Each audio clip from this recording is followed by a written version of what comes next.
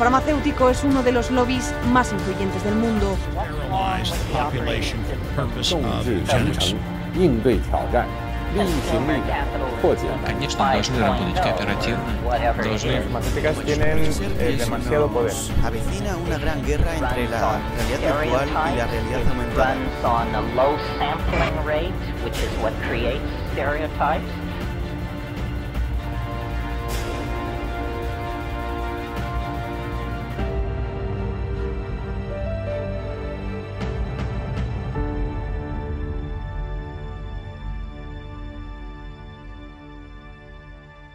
Hola, ¿cómo están? Bienvenidos a esta nueva edición de Humo y Espejos. Acá estamos nuevamente con ustedes trayendo todos estos temas que son tan controvertidos en los tiempos que corren. Hoy tenemos una columna muy especial, así que ¿cómo estás, Azul? ¿Cómo estás, Marcelo? Cuénteme o díganos de qué van a hablar en el día de hoy. Bueno, gracias Ivone por el pase.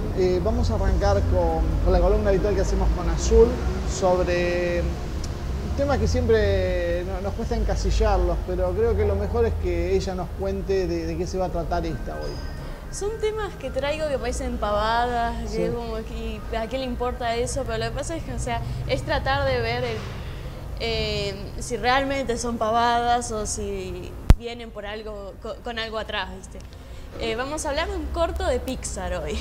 Pixar, ¿qué es Pixar? Pixar es una compañía... Tengo idea que es Pixar, no, me queda tampoco como un idiota, pero bueno, para que lo expliques. Por si alguno no lo tiene muy claro, es una compañía que que trabaja con Disney en muchas películas que la gente dice que son de Disney y en realidad son de Pixar.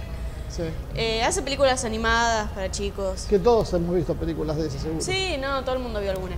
Y bueno, hace poco, normalmente sacan cortos y los pasan cuando empieza la película. Ajá. Y esta es la primera vez que sacan un corto gratis. Lo subieron a YouTube. Hace un par de días ya tiene millones de reproducciones, como siempre. El corto se llama Pearl, que es P-U-R-L, que en español significa puntilla o encaje. O sea, cualquiera de lo que vos estás contando puede verlo por YouTube, Sí, sí, lo pueden buscar y espero que lo busquen porque para ver nada más, viste, ahora lo que voy a hablar. Es un corto, ¿vos qué esperás de algo parecido así a Disney, tan asociado con los chicos? Siempre viste, Sí, es un corto con algún mensaje, Sí. con una... Bueno, es un corto sobre la masculinidad tóxica en el ambiente laboral. Pixar. No puede ser. Fíjate, por seguro te confundiste porque las corporaciones, todos sabemos que son machistas. Y como son machistas, pero no le dan espacio a los feminismos. Esta corporación... Esta corporación es una excepción junto con Coca, Pepsi y algunas más. Es un corto escrito por una mujer y 3 hombres. Sí. Y la mujer es como la idea principal y la que maneja todo. Que habla de, tipo, se inspiró en su experiencia trabajando en una oficina siendo la única mujer. Ah.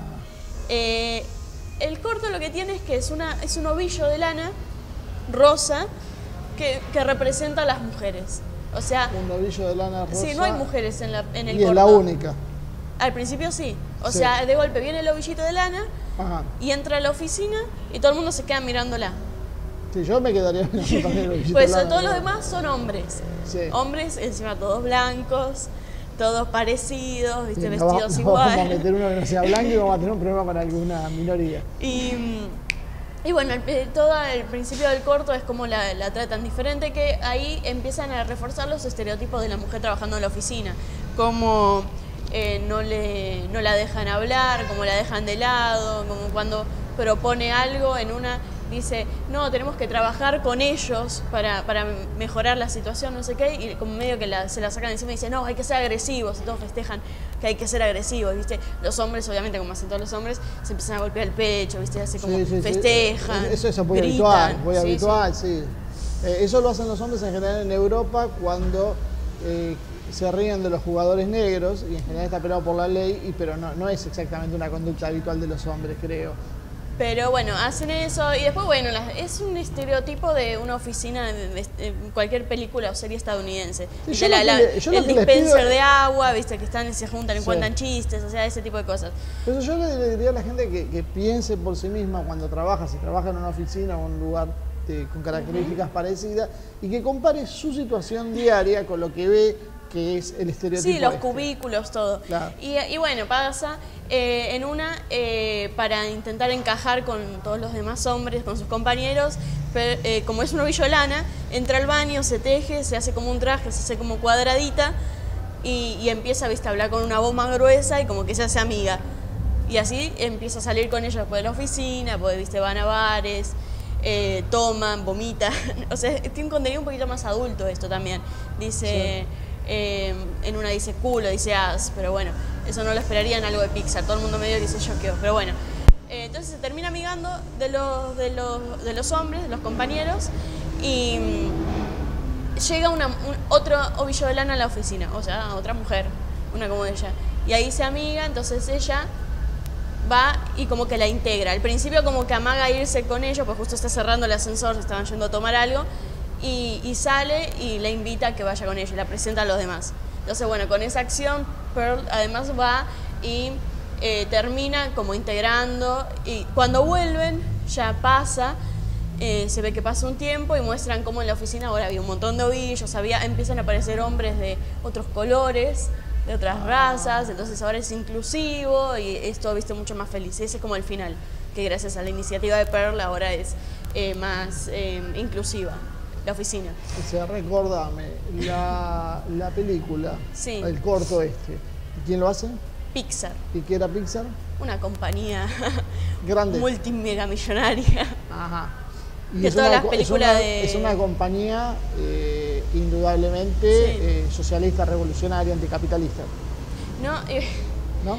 Bueno, ¿vos qué pensás? Que con esta película todo el feminismo, todo eso está como feliz, bueno, está bien. Yo de movida te digo que sea una mujer y 3 hombres, la película debe ser íntegramente feminista, íntegramente femenina para entrar en los estándares. Bueno, El País, así apenas salió el toque, ya sacó una nota. ¿El País cuál?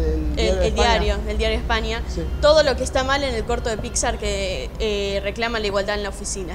Ajá. Y bueno, le critica lo que uno, viste, asumiría, que pero primero se tiene que parecer a sus compañeros para que la integren, o sea, cambia su forma de ser para... Claro.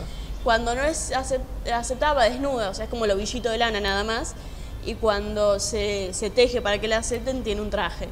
Entonces dice que eso, además, el tema de tener que estar desnuda y de hay que vestirse para poder ser aceptada. Dice que invisibiliza a las mujeres. Un código de convivencia, que cada uno puede andar por donde quiera desnuda. En general no se toma bien la gente desnuda por la calle, pero bueno, son prejuicios. Dice que invisibiliza a las mujeres, porque claro, en realidad en este universo no existen las mujeres, son las ovillolanas, pero también es más, tipo, ¿por qué eligieron algo que está tan asociado a la feminidad?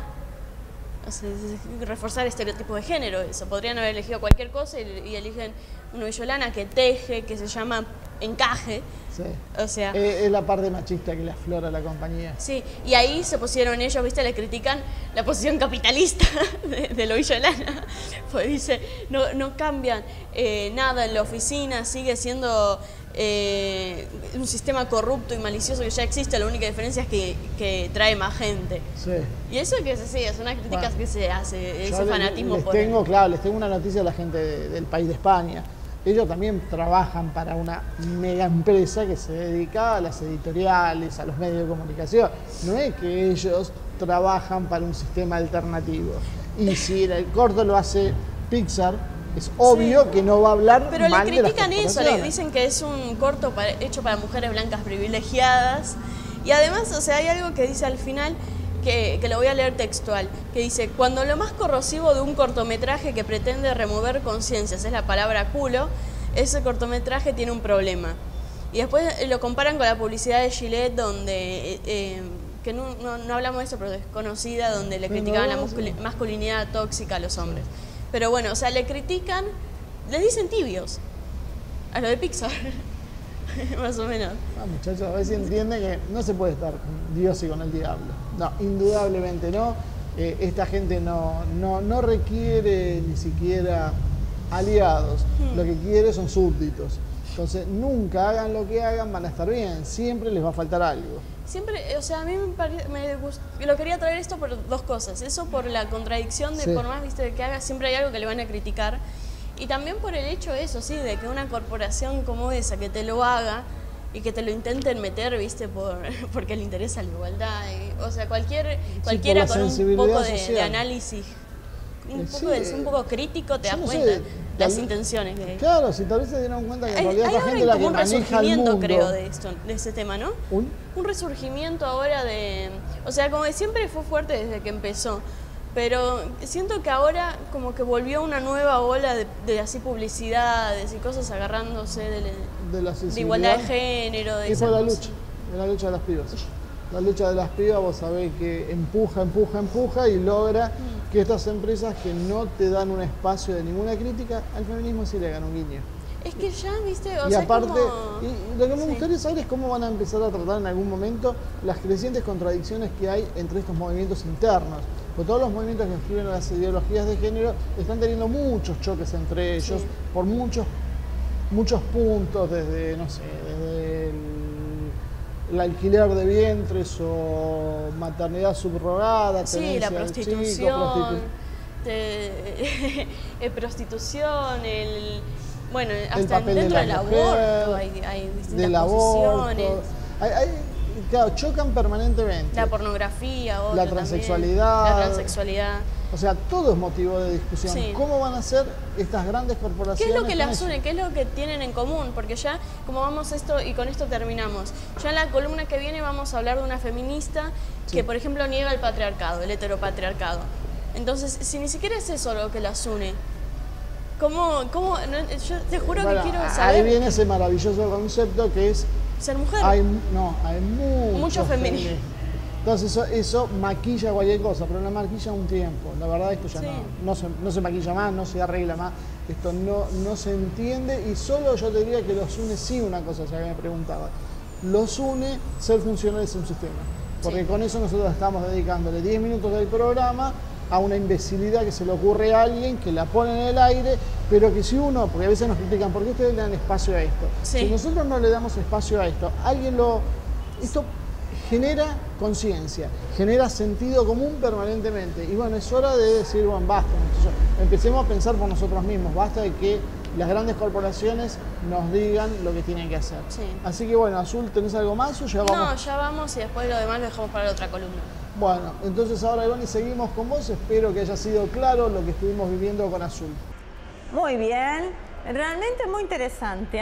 Me va gustando cada vez más este espacio y en algún momento lo iremos ampliando, porque vemos que también a ustedes, a todos ustedes, por los comentarios también se van familiarizando y van esperando esta columna todas las semanas. Así que los llevo a un pequeñísimo corte y no se vayan. Enseguida regresamos con nuestro invitado de hoy.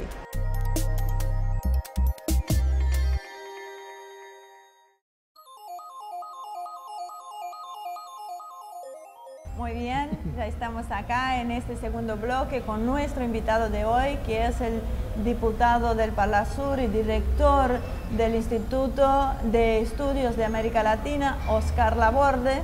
Hola Oscar, ¿cómo estás? Gracias por acompañarnos. Bueno. Reciente presidente del bloque, ¿no? Te eligieron este año. Presidente del bloque, exactamente.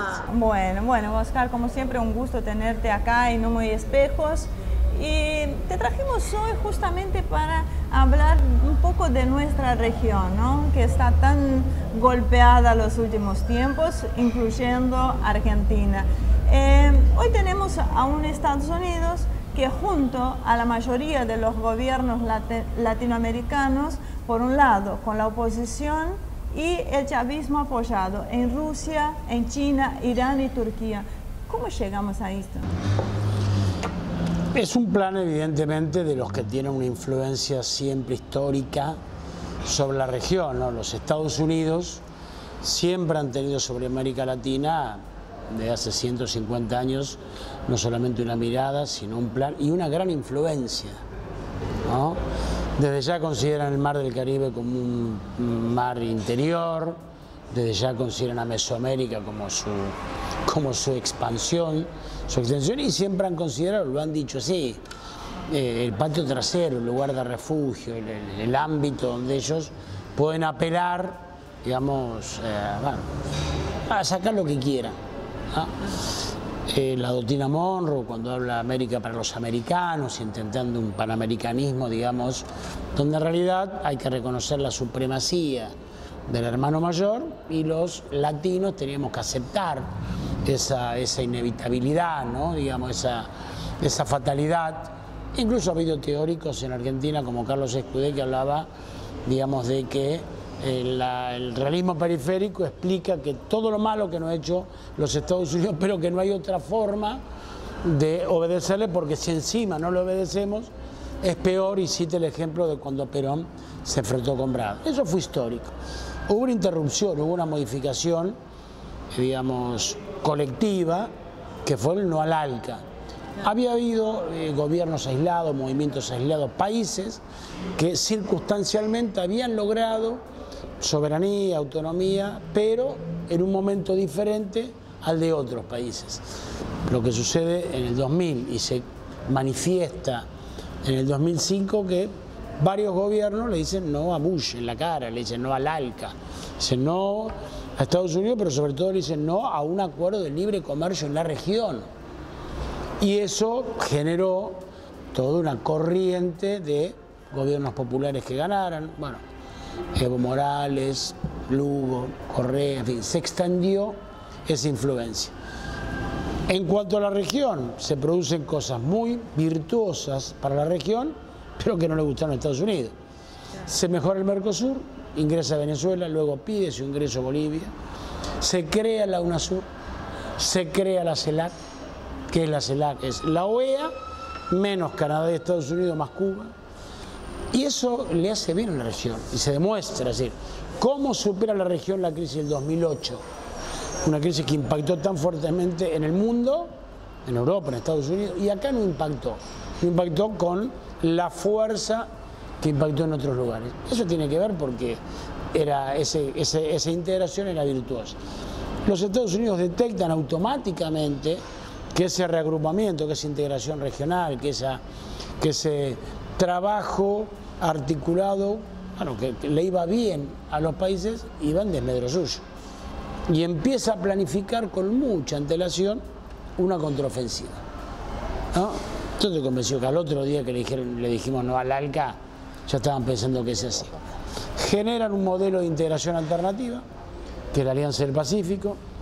Empiezan a crear una nueva derecha, ellos se dan cuenta que los movimientos populares no le van a ganar con la derecha tradicional, antigua, mal vista por la gente, corrupta. Una nueva derecha, con empresarios que nos hacen el favor de venir a hacer política, estaban tan bien donde estaban y tienen que venir a hacernos el favor, ¿no? Como Piñera, como Pedro Pablo Kuczynski en Perú, bueno, como Macri en la Argentina, como Cartes en Paraguay, ¿no? Vienen a hacernos el favor, y eso es, digamos, lo que vivimos ahora. Y la guerra jurídica, ¿no? El ataque, el embate con un nuevo método, que es la justicia, o una parte de la justicia, articulada con los medios de comunicación para hostigar los movimientos y los gobiernos populares.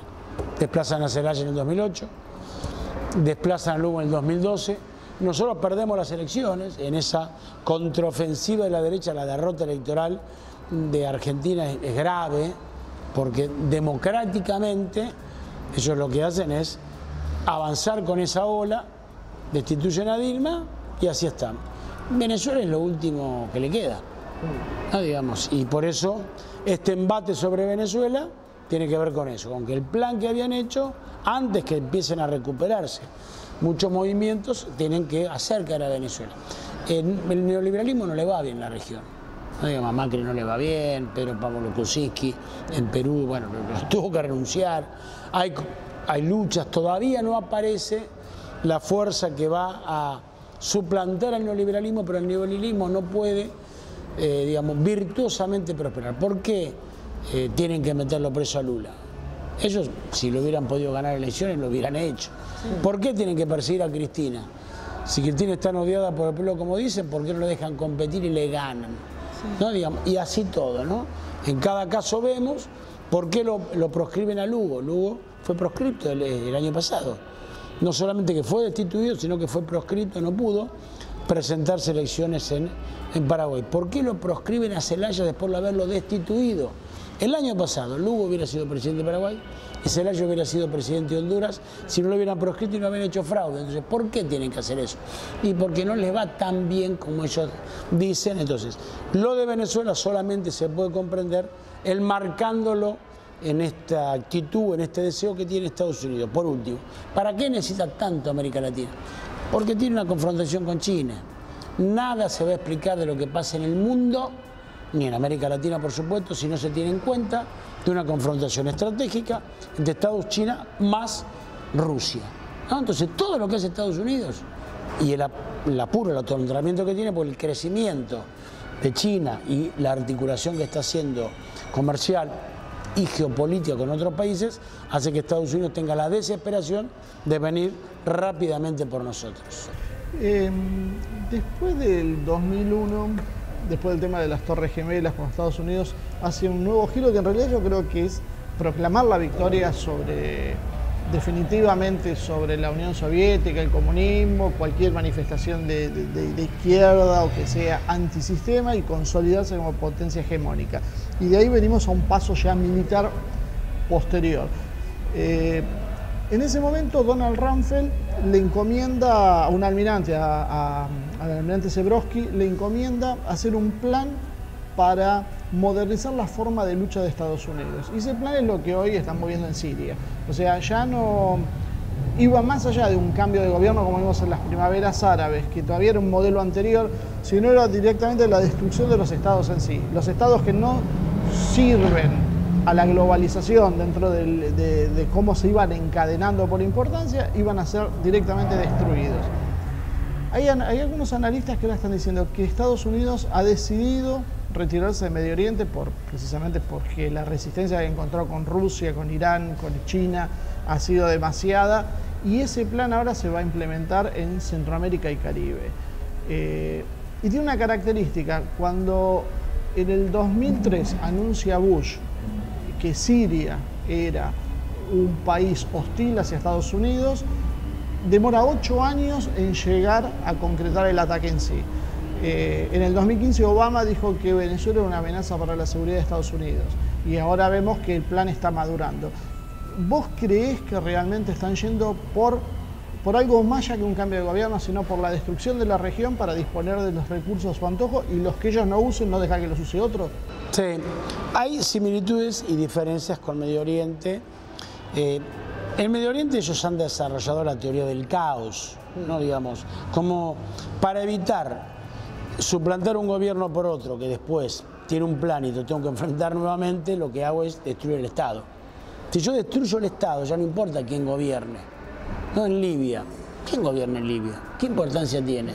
Si el Estado libio fue destruido, la nación libia fue destruida. Hace más de una década que no logran salir de eso y ya sin necesidad de hacer combates. ¿Quién gobierna Irak? ¿Qué importa? Si ellos tienen the Green Zone, digamos, tienen la zona verde donde está el petróleo, la cuidan y lo demás es un desastre. Entonces, para que el Estado no sea copado por alguno que después se le ocurre enfrentarlo a ellos, destruyen el Estado. Entonces, eso es así. En Siria cambió efectivamente porque ahí los rusos le dijeron, bueno, hasta acá, ¿no? Entonces, desde ese punto de vista, claro, ellos necesitan destruir a los estados para que las corporaciones norteamericanas puedan disponer. Entonces, yo creo que sí, que efectivamente ese es el plan de ellos, y la región, insisto, no le importa devastarla, necesitan sí el petróleo, ¿no? Lo de Venezuela se explica por la necesidad política y geopolítica que tienen de apropiarse y por el petróleo. Claro, uno cuando ve eso dice, no creo que Rusia y China tan alegremente le permitan disponer de la segunda reserva registrada en el mundo a Estados Unidos, no, porque eso le agrega un peso en la balanza de Estados Unidos en desmedro de China muy fuerte, ¿no? Si no fuera tan dramático, Marcelo, las consecuencias de lo que hacen con América Latina, sería medio cómico creer que Estados Unidos se preocupa por la democracia. Sí, con eso yo creo que cualquier análisis serio le dejamos de lado. Porque... Realmente creer que se preocupan por la democracia es hasta... Bueno, tenemos que argumentar lo obvio, que Estados Unidos, por supuesto, nunca le importó. Pero bueno, yo creo que como todo plan, hay que ver si lo pueden concretar o no. En Medio Oriente están trabados, en Siria fueron detenidos, están con dificultades en América Latina, y el hecho que ellos tengan que apelar cada vez más a las Fuerzas Armadas también es demostración de cierta debilidad, porque ellos durante mucho tiempo impusieron lo ideológico, desde lo cultural, desde la influencia, y no tener que recurrir, en todo caso, a la última instancia, que son las armas, ¿no? Bueno, sí, la invasión. Ahora me toca a mí. Hay algo que es muy cierto y uno lo viene viendo hace mucho tiempo, que las operaciones psicológicas son parte de las guerras irrestrictas, ¿no es cierto? Incluso han dividido el campo popular acá en la Argentina. Hay un sector del progresismo y de la izquierda que denuncia a Maduro y se pone con mayor o con menor intensidad de parte de la oposición. Ahora, ¿qué chances hay que la dirigencia política, en medio de una contienda electoral, como lo estamos viviendo en la Argentina este año, escape de esta trampa? O sea, hay un costo político, ¿y cuál sería este costo político? Que significa decir la verdad ante una población que está intoxicada por años de propaganda. Es un tema. Sí. En primer lugar, me parece que mientras más pasen los días va a quedar más claro que son los Estados Unidos los que están descaradamente manejando el tema, ¿no? Yo pienso que debe ser muy incómodo para los que, digamos, cargan las tintas contra Maduro, darse cuenta que todo el relato y la realidad le está monitoreando a los Estados Unidos. Hay una parte de la socialdemocracia que ha quedado fuera de la, me parece, de la puja política, ¿no? En Europa han quedado atrasados y en Argentina también, ¿no? Me parece que más el momento de los nacionalismos populares, yo diría que del progresismo o de la socialdemocracia. Es decir, la socialdemocracia en Europa defeccionó. No sé, cuando cae la Unión Soviética, ese estado de bienestar que ellos tenían en realidad para competir, digamos, contra el comunismo que estaba al lado, al caer el comunismo ya no les hacía falta disimular, y los grupos económicos dijeron, bueno, che, dejemos de disimular que tenemos un estado de bienestar, vamos a hacer lo que nos corresponde. Bueno, ese estado de bienestar, más allá de que era una competencia con los soviéticos, le daba un grado, digamos, de bienestar, digamos, valga la redundancia, a la población. Eso se retiró. Entonces, por hacer esas concesiones que vos decís, por quedar bien, por no quedar mal con el electorado, por no decir lo que pensás, porque puede ser inconveniente, es que ellos empezaron a perder principios para no perder votos. Y después lo que termina pasando es que perder el principio y perder los votos. No, digamos, bueno, en Europa Salvini, el nacionalista, fascista, si querés Salvini, es el que está haciendo la posición más equilibrada, muchachos. No nos metamos. No, entonces, yo creo que a la larga, el que le hace las concesiones al enemigo, el que repite lo que dice el enemigo, termina ayudando al enemigo. A mí eso no me queda duda. No, digamos, el que insiste, repite, toma los argumentos del enemigo para no quedar mal, y es parte del enemigo, porque finalmente vos lo que estás haciendo es colaborando a propalar el discurso del enemigo. Entonces, es más difícil, bueno, es más dificultoso. Uno siempre piensa, bueno, era incómodo hablar contra la esclavitud, porque la mayoría de la gente quería la esclavitud. Bueno, sí, pero si alguien no hubiera empezado a hablar, a combatir y a pelear contra la esclavitud, entonces el mundo no se habría movido. Yo les recomiendo a los políticos que se mesuran, que se den cuenta que están colaborando con los Estados Unidos. Y eso es malo para la región, porque la región, Estados Unidos, no tiene un plan de complementación, de ayuda. No le interesamos, esto no es Canadá, ni es Israel, que a ellos les conviene que le vaya bien. Ellos, ¿cómo le va a América Latina? No les importa. No es que necesitan que económicamente nos vaya bien para que nosotros lo respaldemos. Ellos van a venir por los alimentos, por el agua, por el petróleo, y no tienen la responsabilidad de preocuparse cómo le va al pueblo latinoamericano. Entonces, es muy mal consejo, digamos, decir lo que le conviene a los Estados Unidos, porque los Estados Unidos se ve gratis colaborado, sin ninguna compensación, y lo que estamos haciendo es, digamos, debilitar un bastión que es América Latina. Hay cosas que nos disgustan de Maduro, sí, pero nosotros lo que hay que plantear ahora es el diálogo. la intromisión. Es decir, recordemos que Alfonsín, en el Capitolio de los Estados Unidos, defendió la no intromisión en Nicaragua, que los sandinistas venían de ganar una guerra civil. No es que habían hecho elecciones polémicas, habían hecho una guerrilla, que había combatido contra el Estado y derrotado al ejército. Y así todo Alfonsín decía, no hay que meterse, muchachos, la no intromisión. Entonces, y ahora le decimos a Maduro que no puede ser presidente y que puede ser Guaidó, un muchacho que salió segundo en el estado de Vargas para diputado hace 2 años y medio y que fue preparado evidentemente y probadamente por los Estados Unidos para que llegue este momento. Entonces, hay que reconocer a Guaidó que fue, digamos, votado para diputado, sacó unos 22.000 votos en el estado de Vargas, pero no se puede reconocer a Maduro, que fue elegido en una elección donde la oposición, bueno, lamentablemente para ellos no participó, una parte. ¿Por qué? Porque sí habían participado en las elecciones a gobernador y hoy tiene 4 gobernaciones, ¿no? Que está Táchira, Mérida, Nueva Esparta y Anzoátegui, ADECO. Entonces, qué dictadura terrible que permite que 4 gobernaciones, que por supuesto están enfrentadas a Maduro de todas las maneras, no son intervenidas. Qué dictadura extraña, digamos, ¿no? Que permite que 4 gobernadores importantes estén gobernando y bueno, si fueran tan duros. No está. Entonces yo digo, hay que tener cuidado, porque quedar bien hoy y comprometer, hipotecar una posición política es muy negativo. Muy negativo.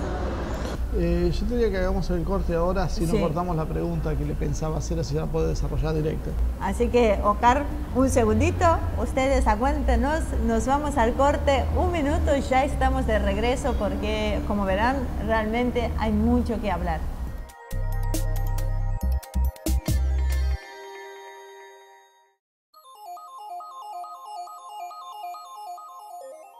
Muy bien, ya estamos de regreso en este segundo bloque con el diputado del Parlasur y director del Instituto de Estudios de América Latina IDEAL de la CTA, Oscar Laborde. Seguimos evaluando lo que está sucediendo en nuestra región y encaramos el año electoral que nos espera en la Argentina. Así que más... Yo voy a continuar con la pregunta que te iba a hacer antes. No me permitió que fuera de otra manera, así que te paso la palabra. Porque yo me había quedado medio colgada de la pregunta anterior. Nosotros creo que tenemos una clase dirigente que es realmente irresponsable y está embarcando a la sociedad en una aventura complicada. Si bien estamos acostumbrados a los traspiés económicos y a los modelos de ajuste, porque hace décadas que venimos luchando contra eso y cada vez que avanzamos, en poco tiempo los gobiernos neoliberales lo hacen retroceder. Yo vuelvo a insistir con el tema de que en Venezuela me da la sensación que esto es más pesado. O sea, vienen con algo mucho más complicado. Y una de las cosas que me llamaba la atención era las consecuencias para los países que se meten en este juego. Uno puede decir, bueno, yo me meto con Estados Unidos, que es el dueño de la pelota, entonces a mí nadie me va a tocar. Sin embargo, sabemos que Arabia Saudí, que tiene un presupuesto militar gigantesco, ha sufrido la devastación de la región de Qatif a consecuencia de la intervención en Siria. Uno ve esa región, yo la verdad no lo conocía, el otro día estuve mirando sobre eso, es una ciudad absolutamente devastada, no quedó nada, la gente se tuvo que ir, los edificios en ruina, y eso le pasó a Arabia Saudí. Nosotros, Brasil, Colombia, que tuvo una guerra civil pero limitada a una región, Perú, ¿son conscientes los pueblos a dónde los están llevando sus dirigencias? Yo creo que no. Primero, digamos que Arabia Saudita hay 2 países en el mundo que tienen el nombre de una familia, ¿no? Liechtenstein, que es chiquitita, y Arabia Saudita, que es de los saudíes. Es decir, un país, digo por la preocupación democrática de los Estados Unidos, un país que lleva el nombre de una familia, que es la familia real, que no solamente tiene, digamos, el gobierno y todo lo que tenga que ver con los atributos, sino que están con los jueces. Es como si esto se llamaría Macrilandia, para tener una idea. No le demos idea, no podría, digo. Que no tiene constitución, sino que tiene el Corán y la interpretación de la familia real del Corán. Bueno, ese es un país que a Estados Unidos no le preocupa la falta de democracia, ¿no? Segundo, yo creo en lo que vos decís, es decir, pienso en Arabia Saudita y también pienso, Marcelo, lo que sucedió acá todavía, lo que no se sabe de la Embajada de Israel. Cuando vos te metés en un conflicto bélico, tenés que asumir las consecuencias. Los venezolanos corresponde que no se queden defendiendo exclusivamente su territorio, sino que traten de hacerle pagar a los aliados que lo combaten en su territorio. Es elemental, ¿no? Digamos, si vos colaborás para la invasión de un país, no podrás quejarte si ese país en el territorio tuyo hace una cosa similar a lo que vos haces en tu territorio, ¿no? Entonces, ¿por qué murió el hijo de Carlos Saúl Menem? ¿Por qué explotó la Embajada de Israel? Y es muy posible que tenga consecuencias de que te metiste a nadar en lo hondo. Entonces hay que tener, como vos decís, no solamente por un problema de conciencia humanitaria, no colaborar en una guerra, sino comprender que una guerra es una guerra. Y que una guerra tiene dinámica propia. Si una guerra sabe cómo comienza, pero nadie puede garantizar cómo termina, ni cuándo termina, ni entre que empieza y termina qué sucede. Y qué pasa después que termina.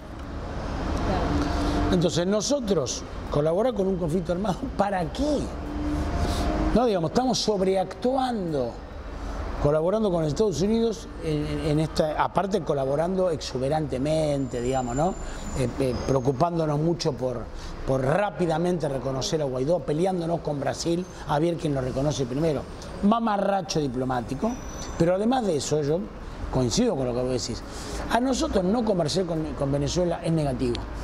Si nosotros tenemos un tipo de comercio internacional con Venezuela, que teníamos superávit, que le compramos lo que a nosotros nos convenía y que le vendíamos lo que a nosotros nos convenía. No debe haber muchos antecedentes que un bloque económico expulse, separe aparte al mayor productor de petróleo. Y al gran comprador de productos terminados, que es lo que nos hace falta a nosotros.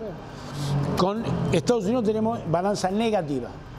Le vendemos 3.000 millones y le compramos 6.000 millones. Y ahora, en el medio de esta colaboración y hermandad que tenemos, nos complicaron con el tema del biodiesel, con lo cual dejamos de venderle 1.200 millones de dólares. Que es decir, que el déficit de 3.000 millones puede ser que se amplíe. Con Venezuela tenemos superávit. Entonces, eso sí que es ideologizar las relaciones internacionales. Porque a vos lo que te conviene comercialmente no lo haces porque querés quedar bien ideológicamente. ¿Por qué no entra Bolivia al Mercosur? ¿Por qué Brasil y Argentina no se preocupa?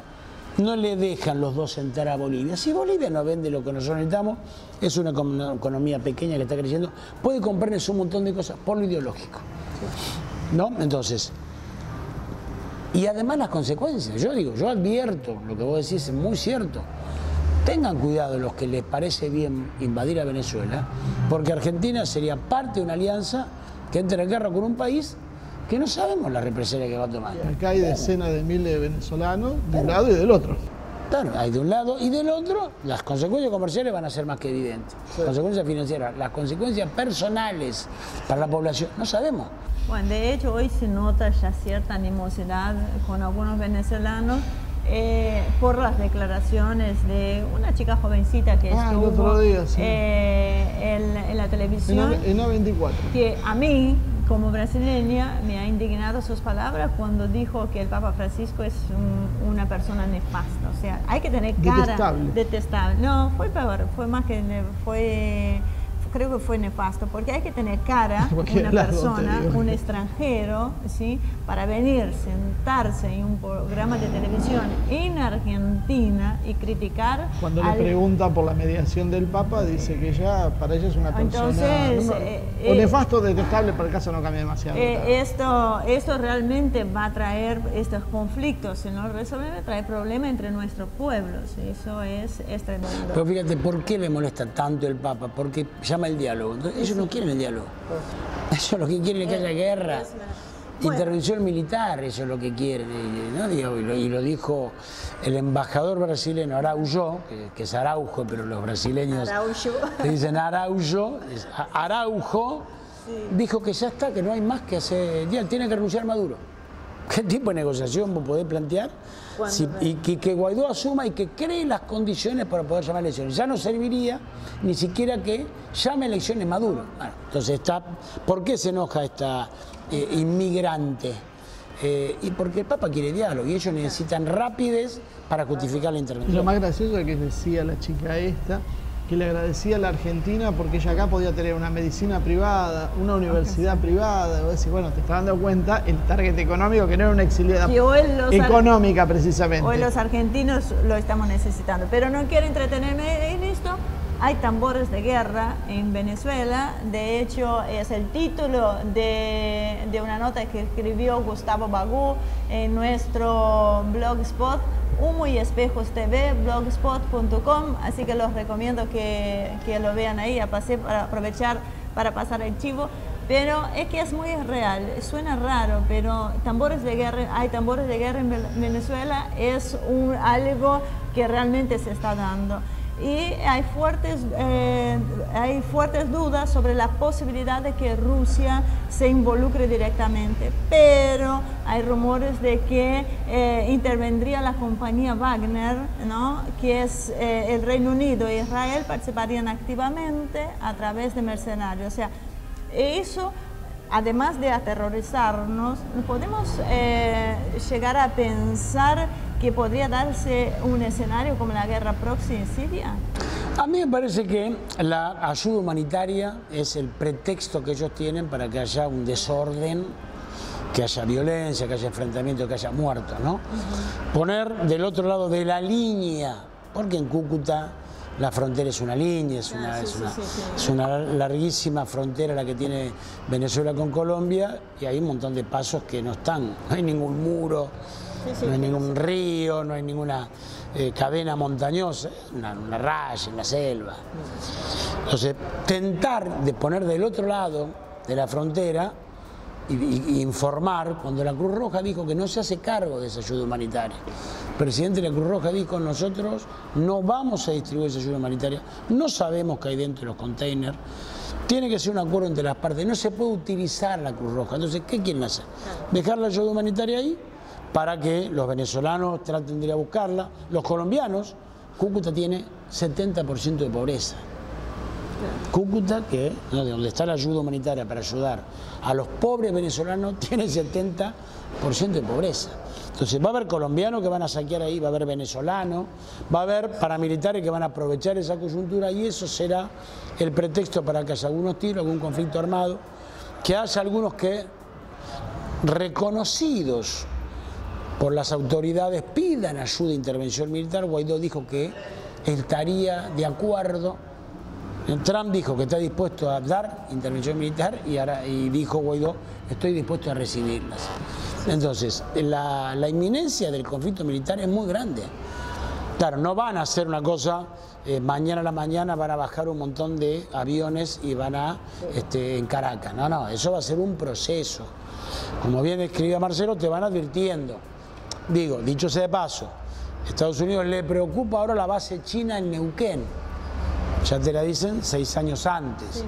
¿No? Es decir, te van diciendo, te van a advertir qué hace la base china ahí, y no se sabe qué produce, y para qué está. Es decir, te van sembrando la idea, ¿no? Entonces, sembraron con Maduro. Entonces, efectivamente, las posibilidades de conflicto son muy ciertas y no se van a atrever. Y bueno, no se iban a atrever a bombardear a Libia, no se iban a atrever a bombardear Irak, no se iban a atrever. Entonces, eso de que no se iban a atrever, y también los políticos que tengan mucho cuidado porque pueden ser cómplices por quedar simpáticos con algunos medios, vuelvo a la pregunta que vos hacías, Bonet, pueden ser cómplices de un conflicto. ¿No? Por desidia, con este, bueno, digamos que Maduro tiene que renunciar, total, no. El Maduro tiene que renunciar, es anticipar la jugada de violencia desatada y el tercer paso, que sería intervención militar posible, ¿no? China y Rusia tienen invertido en conjunto, calculan 130.000 millones de dólares. ¿Vos pensás que se van a resignar pasivamente a que esto se pierda por un cambio de gobierno? Porque por más que hoy Guaidó te diga que ellos van a respetar las inversiones, sabemos que cuando cambie el gobierno, bueno, eso lo hemos visto acá mismo en la Argentina, como se tiraron atrás muchos negocios. No, estoy seguro que no. Porque además de las inversiones económicas que tienen, reitero, no creo que alegremente permitan que la segunda reserva del mundo pase de la noche a la mañana a tener relaciones con ellos, ¿no? Los rusos han comprado el 49% de Citgo y han creado una refinería en India para refinar petróleo pesado como el venezolano para poder dárselo a China. O sea, es el petróleo que hoy Venezuela tiene que mandar a Estados Unidos. Que dice Trump que no va a mandar y que ya han resuelto los venezolanos el destino. No sé cómo han resuelto los norteamericanos que el 8% de su petróleo es venezolano y que lo refinan, digamos, plantas que no pueden refinar otro petróleo que sea el petróleo pesado. Entonces yo creo que no. Ahora, yo digo, en esta dinámica de guerra,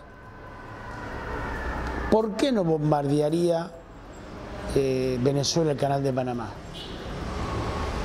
¿Por qué no? Yo creo que hoy tecnología militar creo que tienen como para hacerlo. Capaz que la bombardea alguien que dicen que lo bombardeó Venezuela. No, porque de la misma forma que los paramilitares no saben de quién son, si cae una bomba en el canal de Panamá, capaz que no sabe quién es. Entonces, cuando hablamos de dinámica de guerra, Marcelo, que vos lo suscitabas, hay que tener en cuenta todo eso. Claro. Sí. Yo no me imagino, defendiendo Caracas. Sí, Venezuela está muy cerca de Estados Unidos y el canal de Panamá está más cerca de Venezuela todavía. No, entonces, yo creo que no es que van a, como la guerra civil española, van a resistir en sus barrios. Bueno, van a tratar de defenderse Venezuela y sus aliados como puedan. Entonces, atacando los objetivos estratégicos del que a vos te ataca, y es aceptable, porque finalmente, si a vos te declaran la guerra, es natural que vos trates de defenderte como pueda. Sí, el solo hecho de que vos pongas un buque que esté cruzando el canal de Panamá, un petrolero, y que se lo incendies ahí, lo dejaste inutilizado meses. Oscar, hoy este año gran parte de la población argentina, pese a lo que dicen los grandes medios de comunicación, busca nuevamente un cambio de gobierno.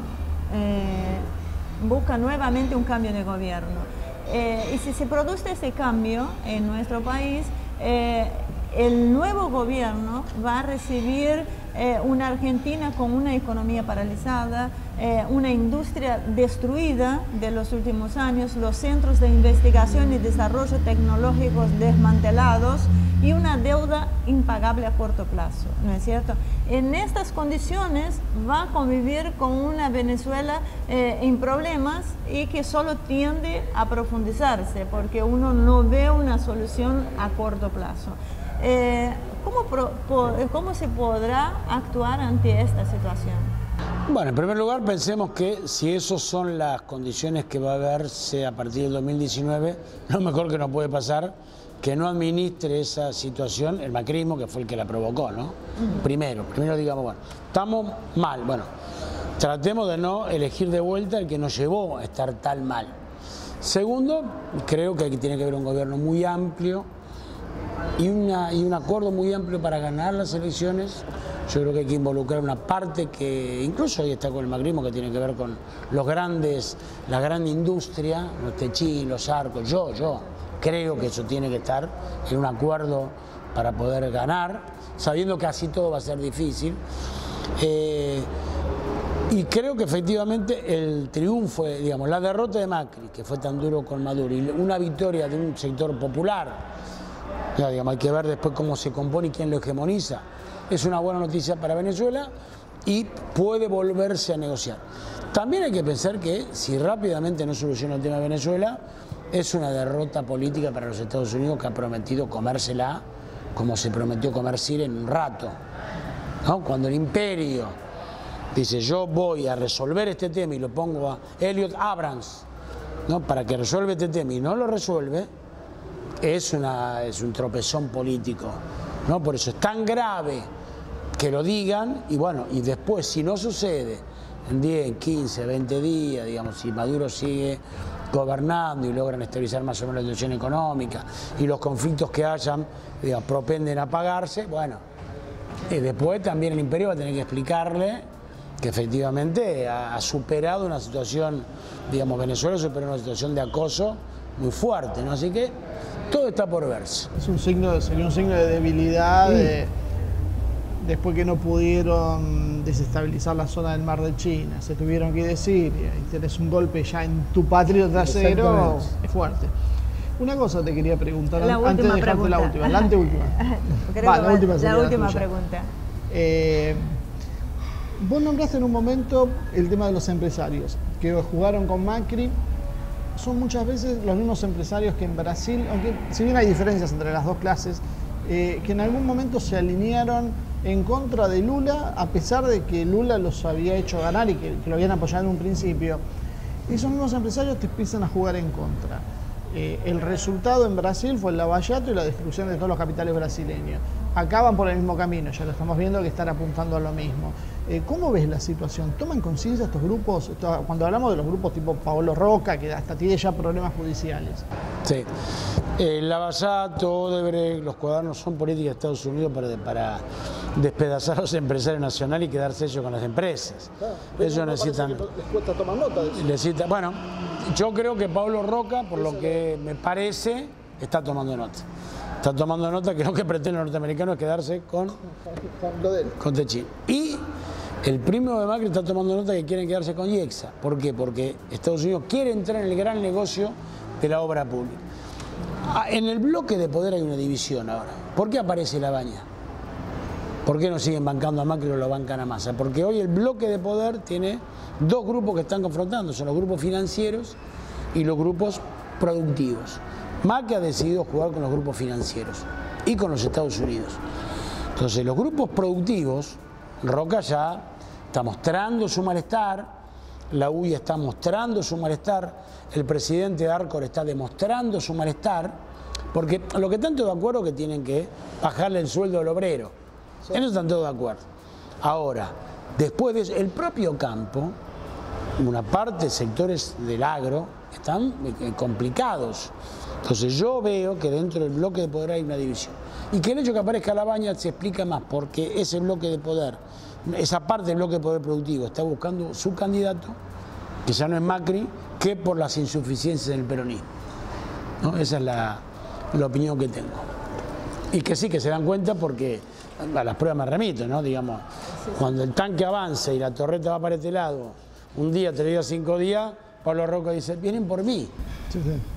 Oscar, muchísimas gracias, la verdad muy esclarecedora la charla, realmente muy interesante porque bueno, hay una preocupación de la gente que da la sensación que los dirigentes políticos muchas veces no pierden este contacto. ¿Pensás que es más favorable este contexto internacional con China, Rusia protagonista que el que había en el 2001? La última, ahí está. Seguro. En el 2001 no había con quién asociarte en caso que vos quieras hacer un proyecto autónomo de Estados Unidos. Ahora sí. Sí. Antes de los 90 había, te gustara o no, un lugar donde vos podías asociarte o apoyarte, que era la Unión Soviética. ¿No? Que ayuda a Egipto, ayuda a Vietnam. ¿Te gusta o no? Sí. Después del 90 no había nada, en el 2001 no había. Ahora hay otro sector donde vos podés y que sería que nos conviene a nosotros. Nosotros entre un Estados Unidos que nos maltrata y no nos da nada, y una China y Rusia que efectivamente se preocupan por favorecerse mutuamente, sí. Entonces hoy somos complementarios en muchas cosas. Claro, internacionalmente es mucho más favorable que en el 2001 y que en el 2005, porque hay un crecimiento de China evidente, constante, permanente, y hay una asociación, me parece, virtuosa con Rusia. Muchísimas gracias. Ahora viene acá. Muy bien, hasta acá llegó el programa de hoy. Como siempre, muchísimas gracias a todos ustedes por acompañarnos. Como les hemos dicho en varias oportunidades, nosotros, ACTV, somos una productora nacional, popular e independiente. Una de las pocas productoras independientes que han sobrevivido a la enorme crisis que ha sometido este gobierno principalmente. Así que les dejamos el link en nuestro canal de YouTube a todos aquellos que quieran apoyar nuestras producciones, que una vez emitidos en televisión, los subimos ahí a nuestro canal ACTV Producción. Muchísimas gracias como siempre por acompañarnos y nos vemos la semana que viene con una nueva edición de Humo y Espejos.